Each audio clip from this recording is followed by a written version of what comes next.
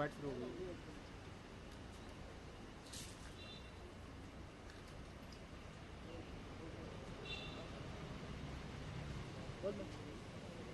मित्रों, आज जो नया खुलासा हुआ है आम आदमी पार्टी के अपने विधायक श्री कपिल मिश्रा द्वारा और लगातार खुलासे हो रहे हैं, तो मुझे लगता है कहीं ना कहीं आपका नाम बदलकर काप कर देना चाहिए, क्योंकि ये अब आम आदमी पार्टी नहीं रही बल्कि केजरीवाल आदमी पार्टी बन गई है। और लगातार काप के पाप का घड़ा फूट रहा है और उस फूटे घड़े में से जो पाप की आवाज़ें निकल रही हैं उसका कोई केजरीवाल जी जवाब नहीं दे रहे और उस पाप की गठरी को कोई और नहीं, इनके अपने विधायक खोल रहे हैं। और लगातार जो खुलासे बने हुए हैं उससे पता चलता है कि काली अंधेरी रात के अंदर किस तरीके के काले कारनामे इन्होंने किए हैं और 12 बजे ऐसी तमाम कंपनियां खोली जाती हैं और वहां से पैसे उपलब्ध कराए जाते हैं और उनका कोई हिसाब भी नहीं है। और हिसाब यहाँ तक नहीं है कि इलेक्शन कमीशन को कुछ और अमाउंट बताया जाता है, डोनेशंस किसी और नाम से आती हैं और ऐसे कुछ भूत प्रेत डोनेट कर जाते हैं, जिसमें एक बबलू नाम मुझे समझ आया कि बबलू नाम का व्यक्ति कोई है ही नहीं, मुकेश नाम का कोई व्यक्ति है ही नहीं और एक एड्रेस के ऊपर 187 कंपनियां रजिस्टर्ड है। तो आप अंदाज़ा लगाएं कि किस तरीके का भ्रष्टाचार यहाँ पर चल रहा है और लगातार भ्रष्ट सरकार के भ्रष्ट कारनामे सामने आ रहे हैं। मैं और दिल्ली की जनता यही जानना चाहते हैं कि इस पाप के फूटे घड़े से जो कराहट की आवाज़ें आ रही हैं उसका जवाब केजरीवाल जी या मिस्टर करप्ट कब देने वाले हैं, क्योंकि मिस्टर करप्ट ने लगातार करप्शन के दायरे को बढ़ाया है और उस दायरे को इस तरीके से बढ़ाया है कि भ्रष्टाचार ही नज़र आ रहा है, दिल्ली में सरकार नज़र नहीं आ रही है। और उस सरकार को ढूंढने के लिए दिल्ली की आम जनता सड़कों पर घूम रही है और उसको कहीं पर काम और कार्रवाई दिखाई नहीं दे रही। आज जिस तरीके की बेशर्मी और बेरुखी इनके विधायकों द्वारा, नेताओं द्वारा लगातार प्रकट हो रही है, मैं तो उनसे यही जानना चाहती हूँ कि जो जो आरोप आप पर लगे हैं अब सीधे तौर पर आकर उसका जवाब दें। Any questions? बिल्कुल मांग करते हैं and in English if I may state that इस्तीफे की हम केवल मांग नहीं करते बल्कि हम चाहते हैं कि सीबीआई को पूरी जांच करने का मौका तब मिल सकता है जब केजरीवाल मिस्टर करप्ट जो है वो इस्तीफा दें और तभी एक जो संवैधानिक पद है, चीफ मिनिस्टर का पद संवैधानिक पद है, संवैधानिक पद से जब वो इस्तीफा देंगे तभी इसकी बेहतर तरीके से जांच हो पाएगी। और कपिल मिश्रा जी ने सीबीआई को जांच का आग्रह पत्र पहले से ही दे दिया है।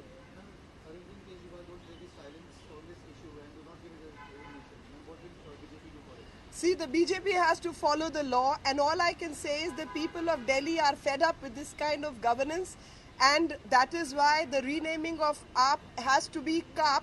The Aam Aadmi Party is no longer Aam Aadmi Party. It has become Kejriwal Aadmi Party and full of sins, and that is why PAP and the entire PAP structure is getting dismantled by none other than their own MLAs and their own leaders, and their leadership is getting questioned because it is one man's party which is indulging in corrupt practices and filling the coffers of his own family and people who are developed a caucus within the party around him, and their sins are going to be taken away because they are close to Mr. Corrupt. Under these circumstances, me along with Delhi and all of us are questioning that instead of answering and giving response to the specific allegations and accusations made by their own leader, by Mr. Kapil Mishra, how is it that some of the leadership is indulging in mudslinging and brazenness, and they are trying to brazen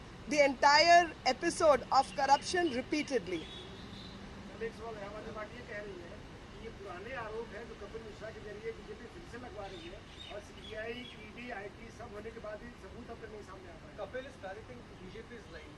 Absolutely false. BJP doesn't need to parrot anybody's line, and nobody else has to parrot the lines of BJP, for the simple reason that this person was somebody on whose working and behest Even people like Yogendra Yadav and Prashant Bhushan were thrown out.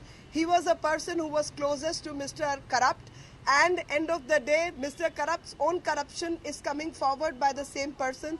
BJP has nothing to do with it, for the simple reason that when people from within are questioning the party leadership, we really don't have much task to do. We can only ask questions in consonance of the entire episode which is going on.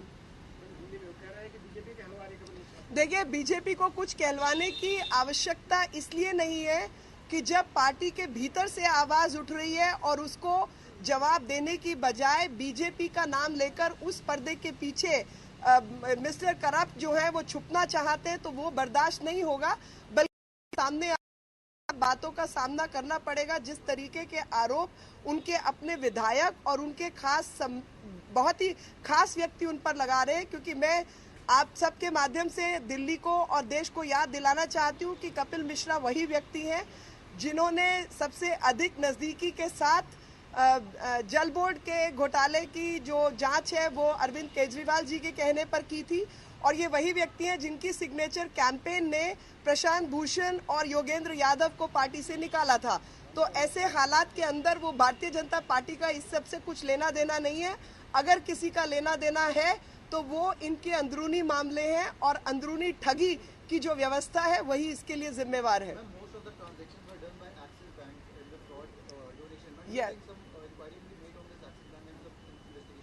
I think that is what is the jurisdiction of the CBI, and CBI needs to start working on this particular aspect for the simple reason that this is the same bank from where all the transactions happened, and in fact, if I'm not mistaken, most companies are fraudulent company indulging in fraudulent transactions and are in Krishnanagar. And during demonetization period also there were certain raids and certain wrongdoings were found in their transactions. So I'm sure CBI is seized of the matter, and when an agency is seized of the matter, it does not behove another person to make comments on that. I leave it to the investigating agency to look into all the aspects which are necessary to discover the unending trail of corruption and black money. Thank you.